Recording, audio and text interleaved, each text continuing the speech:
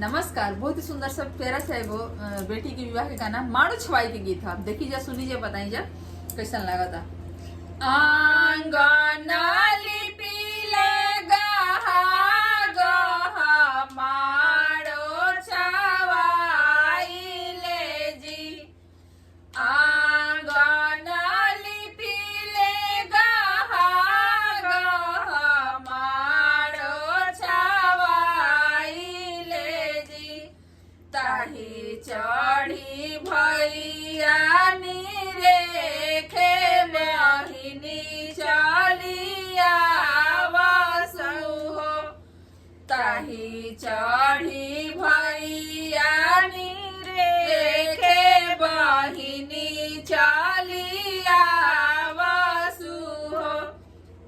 अवतारी बाबा के दुलारी गरबा जानी बोलाहू हो। अवतारी बाबा के दुलारी गरबा जानी बोलाहू हो। आवहू ए ननद आवहू आई के बैठाहू हो। आवहू ए ननद आवहू आई के बैठाहू हो। बैठाना बाबा चौपहिया मंगल एक गावहू हो। बैठाना बाबा चौपहिया मंगल एक गावहू हो। गाई बिये भौजी गाई बिगाई के सुनाई बई हो। गाई बिये भौजी गाई बिगाई के सुनाई भी हो। का देबू हमारा के दाना रसी घरवा जाइब हो। का देबू हमारा के दाना रसी घरवा जाइब हो। मांगहू ए ननद मांगहू मांगा के सुनावहू है।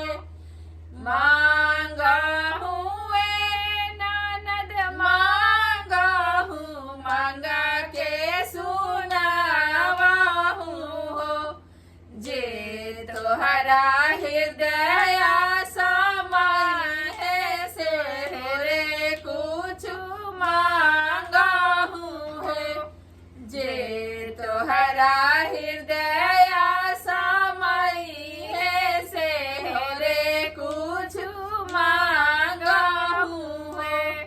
हमारा के लाली चुनरिया बालक गले हासुला जी। हमारा के लाली चुनरिया बालक गले हासुला जी।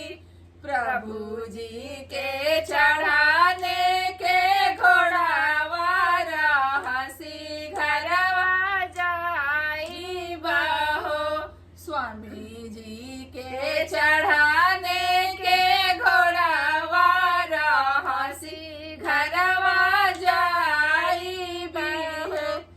कहाँ पैबो लाली चुनरिया बालक गले हासुला जी। कहाँ पैबो लाली चुनरिया बालक गले हासुला जी। कहाँ पैबो चढ़ाने के घोड़ावा नाउजी रौरा जाई बजी। कहाँ पैबो चढ़ाने के घोड़ावा नाउ